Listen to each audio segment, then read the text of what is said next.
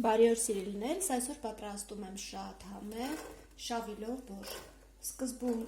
ձիթայուղի մեջ տապակում եմ սոխը տապակում եմ մինչև թափանցիկ դառնալու։ Ավելացնում եմ մի փոքր սև պղպեղ։ Հիմա ավելացնում եմ կտրատած կարտոֆիլը, 3 հատ կարտոֆիլ, խոշոր կարտոֆիլ։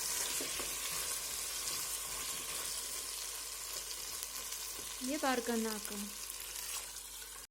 Ու սպասում ենք մինչև կարտոֆիլը կխաշվի։ Կարտոֆիլը արդեն եփվել է, ավելացնում եմ աղ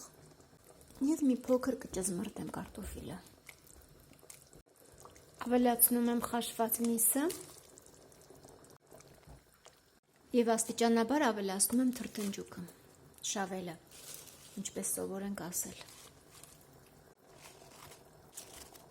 Փակում եմ կափարիչը և եփում եմ մոտ 5 րոպե, 5 րոպեից կխառնեմ։ 5 րոպեն անցավ, խառնում ենք։ Անպայման կրկին փորձում ենք աղի համը, քանի որ թթու միջավայրում աղի համը նոսրանում է։ Ավելացնում եմ աղը։ Փակում ենք կափարիչը և եփում ենք ևս 10 րոպե արդեն մարմանդ կրակով։ Երբ ապուրն արդեն պատրաստ է, ավելացնում եմ թարմ համեմ, մատուցում եմ թթվասերով։